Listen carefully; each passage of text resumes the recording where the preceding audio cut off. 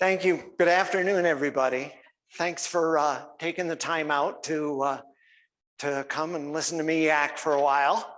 This is tracking the dramatic spark, although it looks like a workshop for arsonists. I didn't know. When I got the slide, it didn't move. So there's will be no fireworks here. We have codes and things. But my name is Michael Grady. I'm a playwright. I love writing, and I want to get a read of the room, the level of familiarity people have with writing. How many people consider themselves writers, have been writing a lot of things, short stories, anything at all? Okay, 1, 2, 3. Little? Academic writing is hard. I would count that, sure. Sure. How many people have been just kind of dipping their toe in the water? Maybe they're thinking they want to do that, but they're not so sure. A little bit. Okay. Okay. And how many are here because they heard there was free soup? No? No? Okay. All right. There was a flyer out. I don't know. Anyway. All right. Well, I've been a writer. I write for the marketing department now, but I've been a freelance writer for more than 35 years. I've written about 20 plays in the book for about 4 musicals. And I'm here today because it's one of the most rewarding processes you're ever going to find. Writing is not for everybody, but I think everybody, especially any artist, should try it because it is a remarkable journey. It is a very personal journey with a lot of wonderful rewards, and it gives back to you on both a very private and a very public level, because there is nothing like seeing a play of yours up on a stage under lights. At the same time, there is a very private sense of accomplishment that just comes from finishing a script, regardless of the quality of it. If it's a journey for you, it will test you. It will show you things about yourself that you may not have heretofore known. And I recommend everybody should try it, especially if you're an artist. Everybody should try it at least once. All right. So today on Tracking the Dramatic Spark, we're going to talk about how to launch you on a story properly. I'm going to be talking in the jargon of plays here, but writing is kind of similar in every genre in that the hardest part is really kind of to get started, right? And there's been a lot of bad teaching on how to get started on a writing project, and I want to shout that down a little bit with my opportunity today. And I'll be using play terms, act 1, scene 1, scenes, characters, plot, and everything. But a lot of what I say carries over to short story writing and novel writing. It is all about the process of getting it out on the page and then hopefully up on the stage. Okay. Let me, before we go into the other slide, which I'm very excited about, let me emphasize that it should be fun. Playwriting, any kind of recreational writing should be fun. And I'm not saying that as in kind of a flighty cruise director kind of way. As an artist, you are much more of a force when you are having fun, right? You're much more dynamic, you're much more playful, you have more energy, you have more intensity, and you're willing to work much harder if you're having fun. So the object here is to make writing, position writing, in a way that's fun for you. So let's start with how not to do it. All right. This is how I learned and unlearned playwriting. Okay, and this is a cliche now. It used to be the empty legal pad, and now it's the empty computer screen. But it's the idea that you sit down in front of a blank something and stare into the abyss of your own soul. And somehow you're supposed to spit up something dramatically compelling and satisfying, like some kind of stock ticker or a laser printer, like Act 1, Scene 1, and it's supposed to roll. This is how I learned playwriting was supposed to go. I was told, at the time, Tennessee Williams was the writer of note, which don't do the math, don't know how old I am. But Tennessee Williams was the writer of note. And I was told by my playwriting instructor that Tennessee Williams got up with the dawn every morning and sat down to the keyboard of his typewriter at 8 a.m. and began typing and typed till 5 and knocked off. Very Protestant work ethic, right? Okay. I tried that. I wanted to be a playwright. Oh, I'm sorry, I'll try not to make people. I wanted so much to be a playwright, so I did that. I got up, 8 o'clock, I'm at the keyboards, I'm tapping away. This is an excellent way to wind up in tears by 9:30. By 10 o'clock, you're pulling out huge clots of your own hair, okay? You can't force a creative impulse. Well, you can force the creative impulse, but what then you have is kind of gunpoint creativity, the kind of creativity that you're writing because you have to. And that's not going to connect with an audience. I mean, you're beginning a journey that ends on a stage and you have to feel jazzed about what you're doing, or the people in the audience will not feel that way low at the far end of this process, right? So life is hard enough. We shouldn't have to sit down at a keyboard and try to conjure an idea out of nothing, right? A good story is something that starts with a positive source and gathers so much enthusiasm from you that you almost feel you're following it, right? And that's where we come to the creative spark, okay? I'm so glad the slides are working. You guys are doing a great job because these were not working in the rehearsal at home. So this looks like I know what I'm doing. Okay. Does anybody at this point, does anyone have, and I want to ask the folks on Zoom as well, does anyone have an idea for a story that they've been pondering or something that they're ready to write or they've dabbled with, anything like that, anything they want to share? This is not a magician looking for volunteers thing. I'm not going to yank you up and pull feathers out of your mouth or something. I just want to use something as an example. Okay, I can use my own examples. I'll pull feathers out of my own mouth. Okay. One of my older passions was women's health, and I always thought it would be neat to do a sexual education video that sort of write something for that would go into relationships also, and I guess connect in a way that helped younger people approach it without the experience, just as considerate, loving human beings. So that's the idea, that I don't actually have any. Okay, I missed everything. I got everything but the operative word. I've always, what you were talking about. I just wanted to create something, but not. I guess I don't know what you mean. Okay. Oh, I don't know which word you missed. You said something like, it sounded like towels or something. Oh, women's health, women's health. But I mean. Women's health. But it worked, I mean, of course. Anyway, so I'm embarrassed. Obviously, I haven't done this. No. But it's anyway, so that's well, if you had done it, it would already be a play and you wouldn't even be here. So this is, you come to the right place. Okay, so there we go. That's something that someday a seed would be interesting to do. So you're approaching it from a thematic perspective. You want something to do with women's health and all of the contradictory legislation and supervision and double standards that are wrapped up in that, right?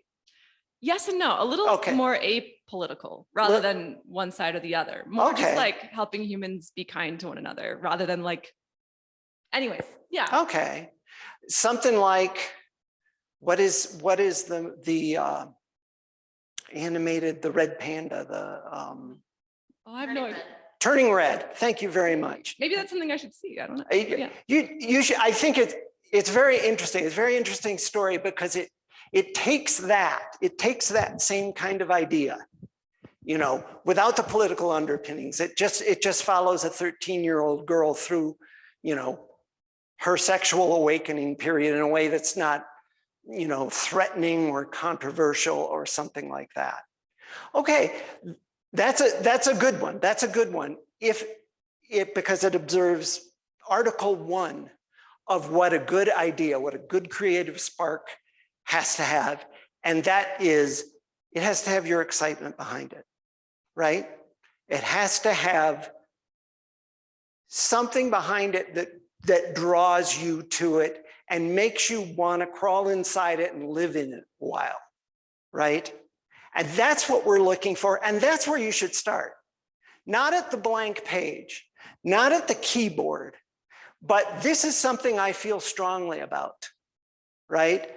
How can I put people and characters and plot and story into the middle of this and get something that moves and lives and breathes, right? I want to use as my lab experiment. This is an idea. Now, your idea was thematic, right? A great idea can be a theme. It can be an image. It can be a phrase. It can be a song lyric. It can be just about anything. The number one priority is it's something that lights you up. It's something that you feel strongly about, because writing is a journey. You're going to be there for a long time. You're going to be working on it for a long time, right? So you want to start, the very genesis of your piece should be the idea that makes you sit up in bed, or the idea that makes you stop in your tracks, or the idea that makes you go, why has no one done this before? My wife and my wife is also a writer. We have a musical that we're developing at Phoenix Theater right now that is based on an art exhibit we saw.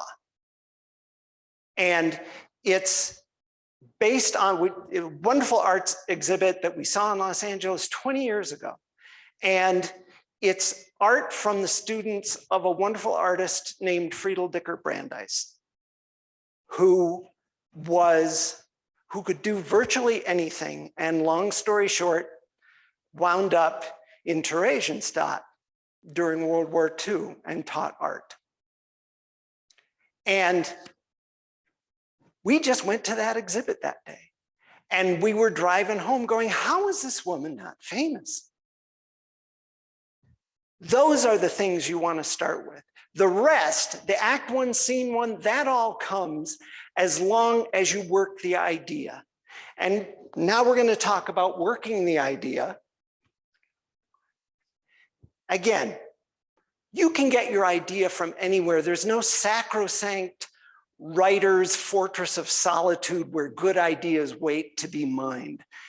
If it's something that you can find, it can be the family secret. It can be a family story. It can be, I do this all the time. I watch a lot of TV. When the TV's good, I'm like, hey, good TV. When the TV's bad, I kind of put it up on blocks and go, why does this not work? You know, if this character was a woman, or this character was a little more domineering, or if they were in another time period, I do that all the time, right? So you just get something that makes you want to write that. It can come from anywhere. These are the common, and we talked about this a little bit. Here's your common ground. It has to have your enthusiasm. It has to have your curiosity. You want to be able to go, what's all that about? I'm reading a lot about prohibition now. I have you to thank for that because of Chicago and all that. But I am reading some wonderful books on prohibition now because I think that's a time period that is alive with dramatic sparks, right? Because they passed the 18th Amendment and they thought they'd make everybody teetotalers, and what they came up with was a country full of people who came up with very creative ways to break the law, right? 1,000 stories in that, okay? Here's this last point is a really important one. People ask, what's the difference between a good idea and a bad idea? A good idea, as you explore it, will give you more ideas, will perpetuate that excitement, right? There are some ideas that just don't live past the story pitch. It's kind of neat, but then, you know, I wrote a horrible play once about, or I tried to write a horrible play once about a character, fictitious character that comes off the page of a book and starts killing people. And it just, the capsule description just amazed people at parties, right? But you got into it, there's no there. There's no character to unearth. There's no discoveries to be made. It was all just kind of flat. So a good idea will have legs. A good idea will educate you as you go and tell you more about what's going on. I was very lucky once, and this is about 10 years after my bad Tennessee Williams experience, to be in a workshop with August Wilson, who, if you don't know August Wilson, read some of their marvelous plays. He's won the Pulitzer, I think twice, maybe 3 times. He just passed a few years ago. Ma Rainey's Black Bottom, Joe Turner's Come and Gone, The Piano Lesson, 2 Trains Running, a wonderful playwright who started as a poet. And people were asking him, what's your process? Okay. And I still had Tennessee Williams in the back of my mind, typing at 8 o'clock in the morning. You know what he said? And this was so liberating for me. He said, I live in Pittsburgh. There's a place I love to have breakfast. I get up there and I go there with a legal pad. And I sit down and I think about the scene I'm on. And I've done the research and I've kind of roughed out the characters. And on a good day, the characters start talking to me. And I write down what they say. And on a bad day, when no one's talking to me, well, there's always breakfast, right? And this combined 2 of my favorite things, which is guilt-free art and breakfast, right? Okay, here's a really good idea. I think you can tell what this one is.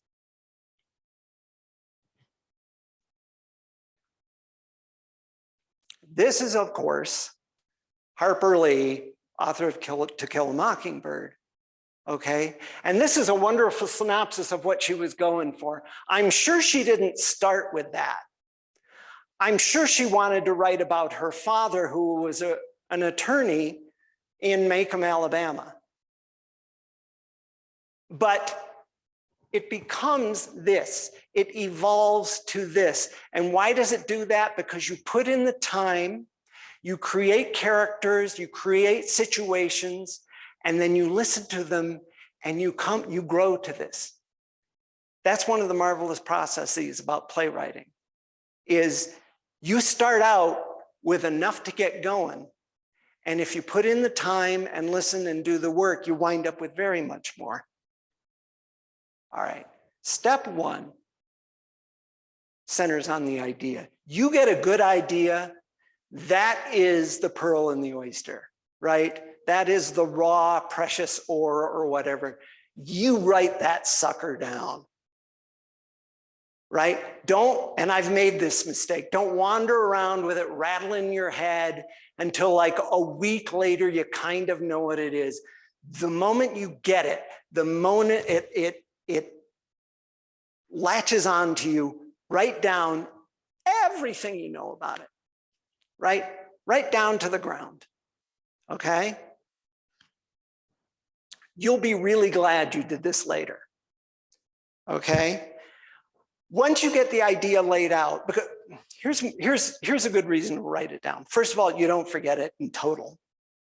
Secondly, there's always a lot more to it than the images that will flicker in your head, right? And then you still don't go to the keyboard. You still don't go to the typewriter or the legal pad or whatever. Then you spend a little time with that idea, right? And you ask it some questions. How would I describe this idea to another person, right? Especially if your idea is an image. I wrote a whole play off of an image of a soldier pointing to a river. I didn't know the soldier, I didn't know the river, but I wrote the image down. And the questions became part of the journey, right? So how would I describe this to another? What images do I see or hear as I think about this? What makes this exciting to me? Describe the feeling, what it is. Because that's what you want to translate. And then you look for some of the basic DNA of a dramatic story. Are there any characters in this? If your inspiration is a conversation between two people, who are those two people, right? If your piece about women's health and women's sexuality, I'm willing to go out on a limb and say some women are involved here, right? So who would those characters be? Who would carry some of those stories? What type of person would carry those stories best in a circumstance like that? Okay? Okay. What do you know about the situation? Okay, on yours again, right? You must have a couple of specific instances about women's maturation that come to mind as you were talking about that. Can you throw us a couple? Well, actually, I guess something that just came to mind is that the word you probably missed was like it being I guess more relevant sexual education video that would be like useful for middle schoolers to see or something, but something that just isn't so dry or actually uninformative and that actually lends to relationships. But could you repeat your question? Sure. What I think you may have just answered it. So something that's relevant. So what would a relevant lesson about coming of age or sexual maturation, what would that include?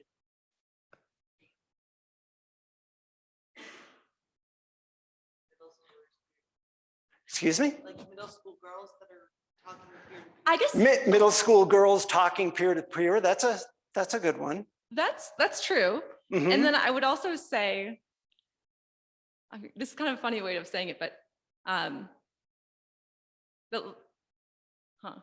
like, okay, recently, like a friend that felt basically like someone older was hitting on her in kind of a gross way and made her feel really icky and like depressed, like a couple days later and afraid, and nothing terrible happened, but just something like that. Something that someone said to me once that helped me feel good was just like, you're huge, like you're huge. Like, because no one, like, for example, in that situation, nothing bad happened. She's not small. She doesn't have to be afraid. She has her full self. So kind of something approaching the thing of like, you're whole and like owning your space and who you are and not having to appease others. Great. Both of those things are ways you can animate this, ways you can put this into characters and tell a story. And so you take those things. I am a big fan of the Postit note, and we'll get to that in just a minute. You take these things and you write all these questions are designed to generate other ideas. So you have your core idea, then this will generate other ideas, and then you go to the Postit notes. All right, we're there. Okay. This is a stage I call, what the hell is this thing? Okay, writing has two different speeds, okay? Don't be judged, don't judge what you're doing, don't be self-conscious about what you're doing, just write and be a child and be free and God bless you. And then this other phase, which is the second draft editing phase, which is, what the hell is this thing, right? Okay, this is when you take all those answers to the questions, right? And you write them down and you put them on Post-its and then you look at the mess, okay? I had a story, and I mean, just use this as my laboratory example. How are we doing on time? We're good. What day is it, Tuesday? You've got time. I'm sorry, I'm Irish. I have to check myself on things. One of my sparks came as a reporter years ago when I was doing a story on Christmas lights, okay? And this was the story that always fell to the cub reporter that couldn't get out of it, you know? And you're covering Christmas lights display and you're interviewing people that put on Christmas lights display and they don't say anything unpredictable and this is your gig and this is your life and wait for your paycheck, blah, blah, blah. There was this gentleman in Mesa, Arizona, who had this amazing lights display on the roof of his house. On the roof, threw a lot of light into the sky, right? And I wanted to know the story behind this. But he was a Gary Cooper type. He was the type of interview we would call Mr. Yup, where it's like, you know, you have a gorgeous Christmas light display. Yup. What's behind all this? What would make you create something like this? Been doing it for years. You know, a lot of short one-word answers, a real unredeeming interview. And I hung up the phone and I went, okay, well, on to the next. And I'm trying to make something out of it. And the phone rings again a few minutes later. And it's Mr. Yup. And Mr. Yup says, I love calls that begin like this. My wife says I have to call you back. He says, I have to tell you the real reason I do the Christmas lights display. And I said, okay. And he said, our neighbor's daughter died of leukemia 10 years ago. And on her deathbed, I promised her that I would light the neighborhood so she could see it from heaven. And I was like, God. You know, that's one of those moments where you come across this little bit of humanity and you're like, that's something. And that moment hung with me like a housefly for quite a while. And the thing that really struck me about it was that image, that single image of a roof full of lights trying to reach someone up in the sky, right? So I started doing all the stuff I'm showing you. You know, you take that basic image, you ask it questions, you write down everything about it, you write down answers to your questions about it, and you put everything on Post-it notes, and I came up with something like this. On the upper left there, you have the basic image I just told you about, a roof full of lights that a little girl could see from heaven, right? That second image kind of came off of that. There's something about lights. This is Christmas time. It gave rise to a whole lot of angelic imagery in my mind. So we have an angel there. And with the angel, see, it kind of works as a chain reaction. With an angel comes the idea of a prophecy. Someone gets a holy mission, right? Okay. And from there, other stuff just kind of dropped in. It didn't take much imagination to say that the main characters were the same age as Mr. Yup and Mrs. Yup. You know, empty nesters, blue collar neighborhood. that was just pretty much taken from rote. Okay, and then I thought, wouldn't it be interesting to see a whole play on a roof? No plays have been done exclusively on roofs. And that's a decision that has made at least 3 different set designers across the country hate my guts. But it was a good idea because it's a compelling idea. I still, as you could see, this was early on, I still did not know what the conflict of this story was, right? I knew, and you hear, these are the weird things. It's like bringing in a radio frequency, right? I knew that one brother chased another brother off the roof. I knew this because I saw it as an image and I'm like, there are brothers? Guess so, you write it down, okay? And you get bits of dialogue. This here is a line that winds up ending the first scene, right? And Hamtramck, who's from Michigan? Anybody?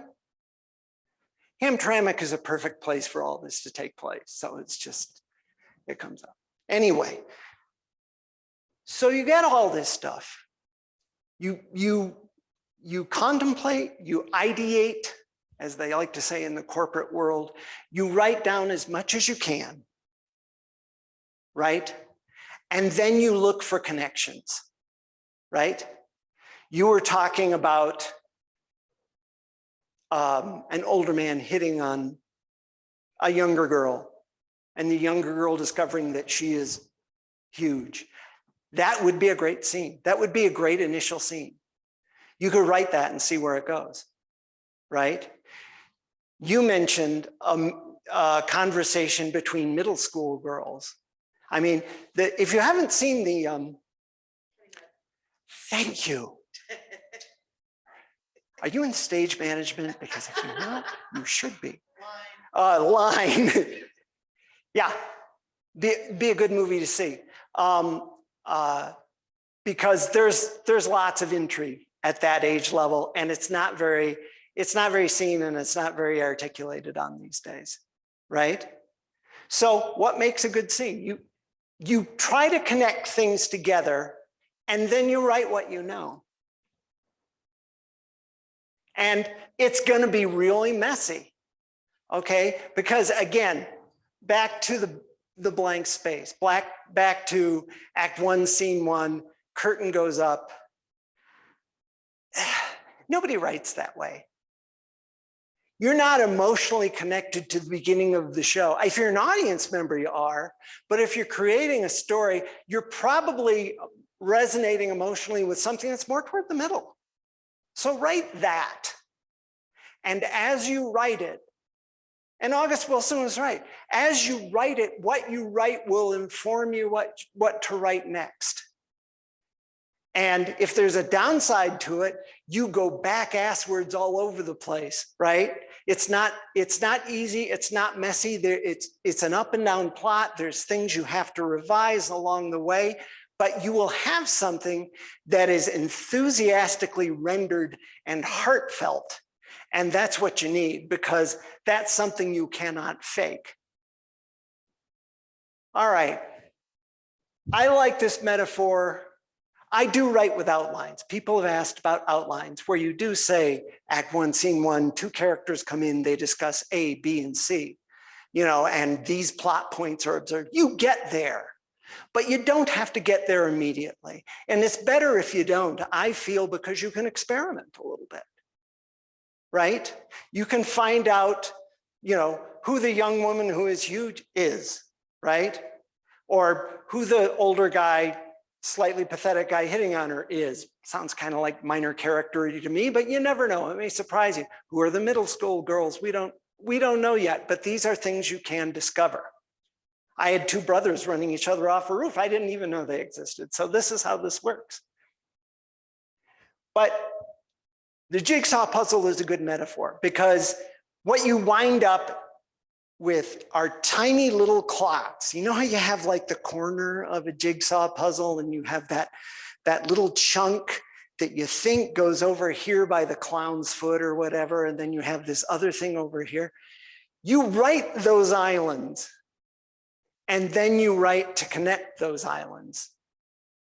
And that's how I learned to do it. None of this is gospel. If this doesn't work for you, try something else. But because everybody's process is ultimately their own, and you individualize your own process. But I'm saying try this, because then you're not in a situation where you're writing a scene you don't like because you kind of need it and you feel obligated to it. Yeah, under this system, you're never not writing something you're enthusiastic about. And that's pretty cool. Yeah, I'm just saying cool. Oh, okay, good. Should I pause for questions here? Okay, okay. You have any questions?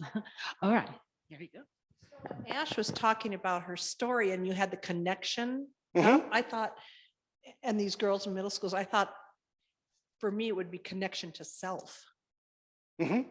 like how they are inside. I don't know if that makes sense or if that's what you were intending. Mhm. So, I mean, to me, that connection is so important as a theater. Oh, director, yeah. stuff that you have to Absolutely. have that connection. So Absolutely. that's I mean, you can write stuff that doesn't matter to you, right. but it ultimately feels like it didn't matter that much to you. I mean, you can put craft over the top of it, but it's better to write something you feel strongly about. You know, that doesn't mean you can't write comedy, or that doesn't mean, when I talk about writing from a place of joy, that doesn't mean you can't write something that's sad or dangerous or scary, because that still connects to you in a way. If you feel under this system that I found by bumping my head over years, you're always writing something you feel strongly about. Do we have any questions in the chat or comments? No, we do not Okay. at this time. Okay, yes. Oh. Just for fun, I'll add like how you said maybe that like that older guy would be like a minor character or something. I mean, yes, and at the same time humanizing that person. Like, no, everyone's Yes. intention is like, even if it's hurtful, it's like love covered in delusion or something. Right, right. But And yeah. and if you want to humanize that guy, that's fine. That may be the difference between satire and something that goes a little deeper. You know, that's a stylistic thing, and either road, you know, can work for you. Absolutely. Okay, I'm about 10 slides ahead of my cards, so most of these cards just, I don't know, they say don't panic. Okay, so this is where I got from the Post-it notes from before. Okay, after trying to connect these different fragments of what I knew about my story. So if you work from the left to the right, Len Chernick, he was my main character. He sees an angel on top of his home in Hamtramck. See how I'm bringing some of that stuff together, right? The angel tasks him to build one more Christmas display, right?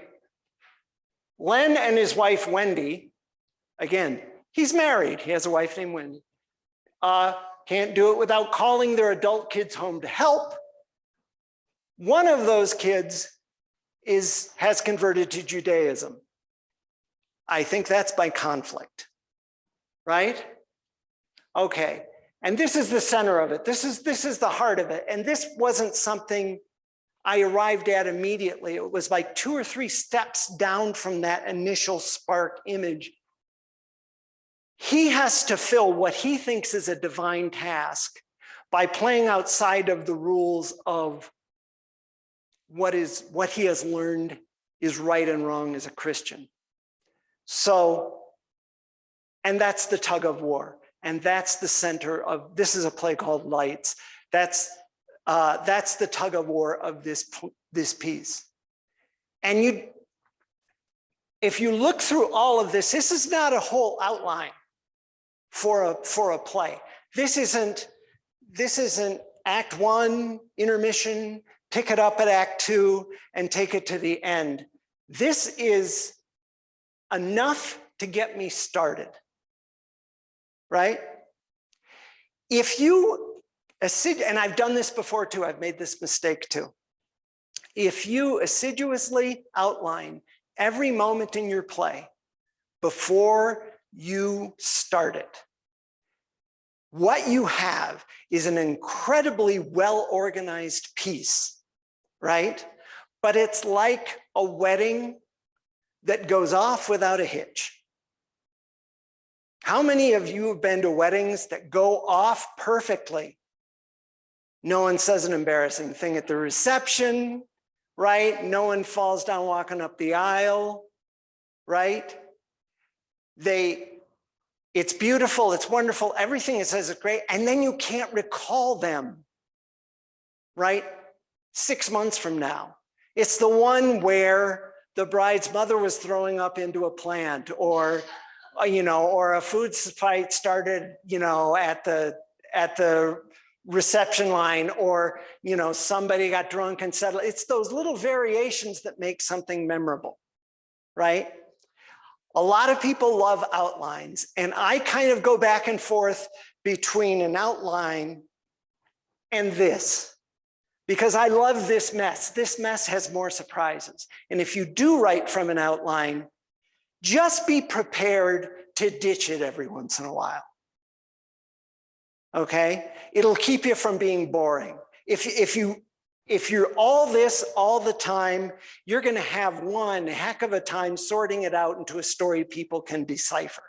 Conversely, if you just follow an outline like instructions from IKEA, you're going to get something about as remarkable at the end. So you want to switch off between those two, right? Make it clear, make it flow, but make it adventurous as well.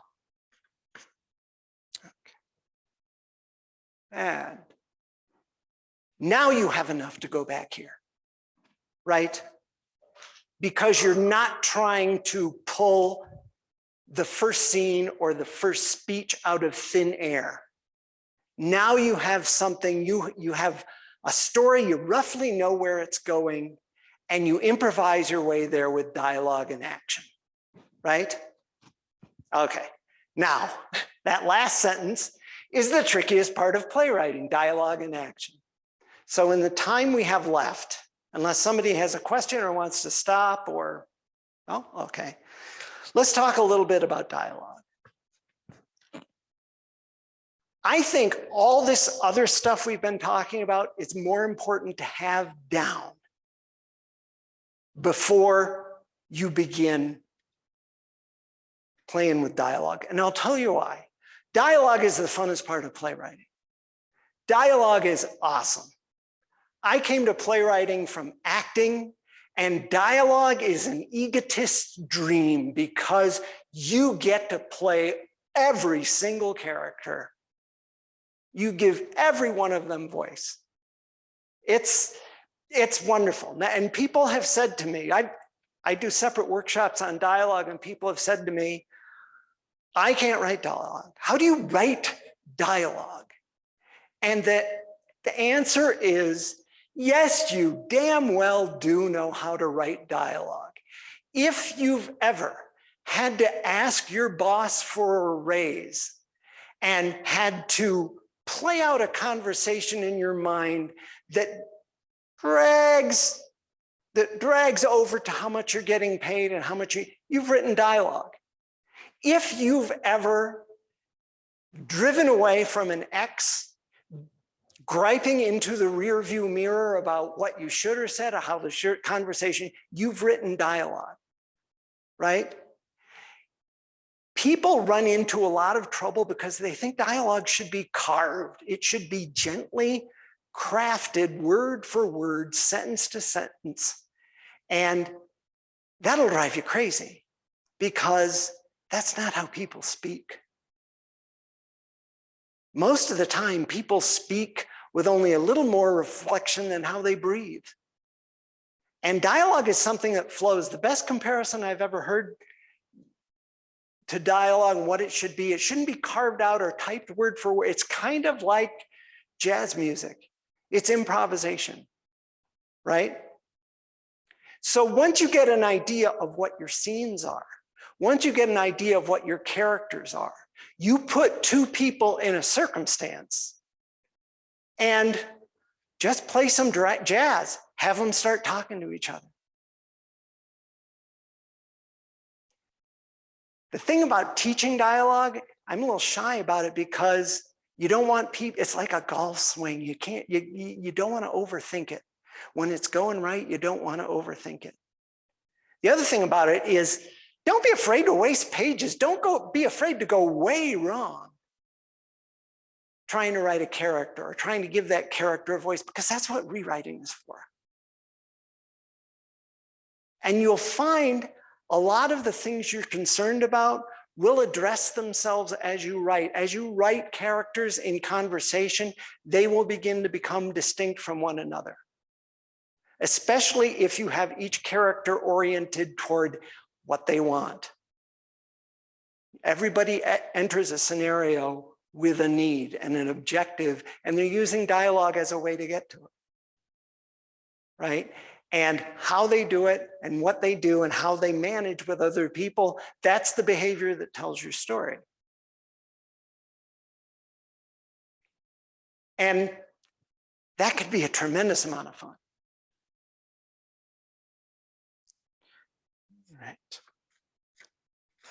I am pretty much done, except I will say this. I want to go back to a point.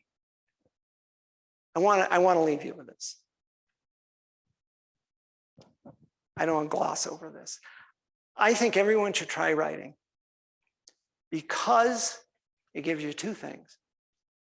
It gives you the ability to look at something you created, right?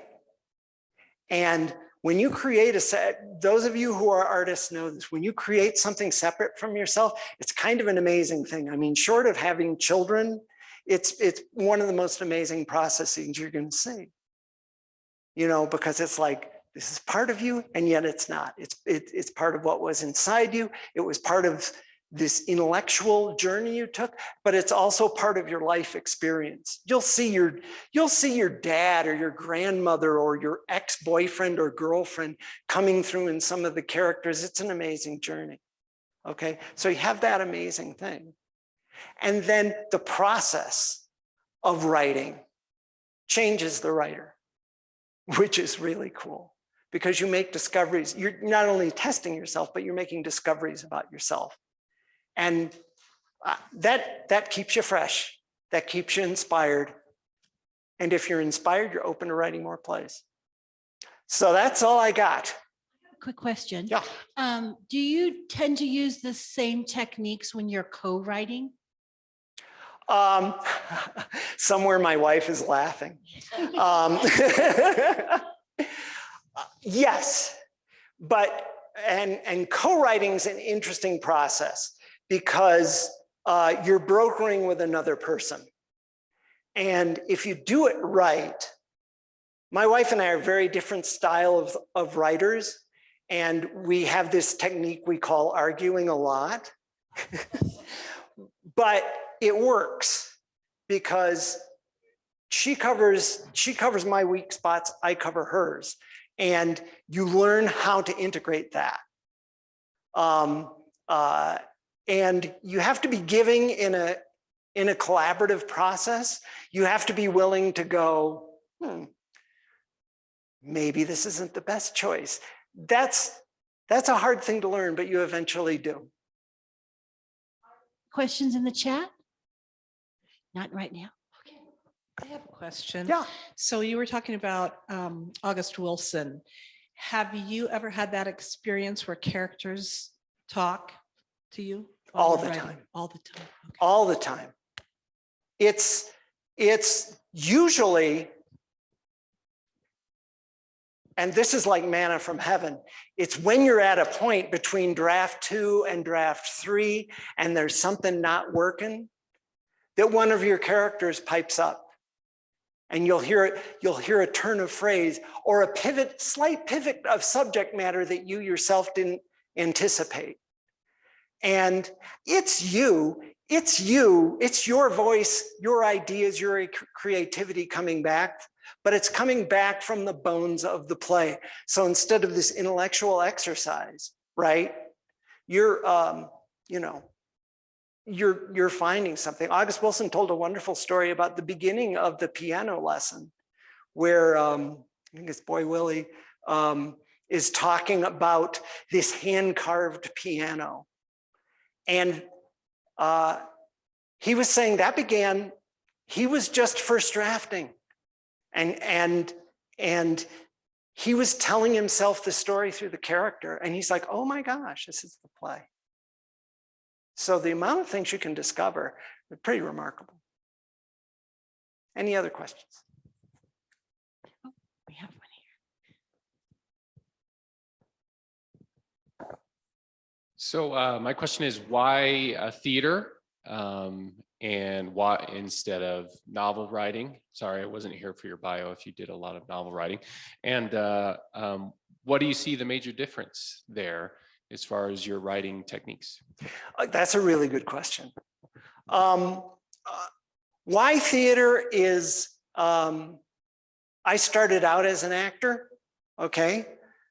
Because God had decided my dad did not cry enough.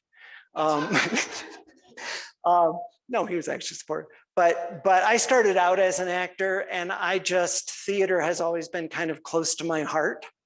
So you're walking around saying other people's lines, and you're like, hey, do I have a story that could live and walk and behave in a compelling way? And I have just, it's a timely question for me. I just finished my first novel, which is an interesting process because it's so much more work than writing a play.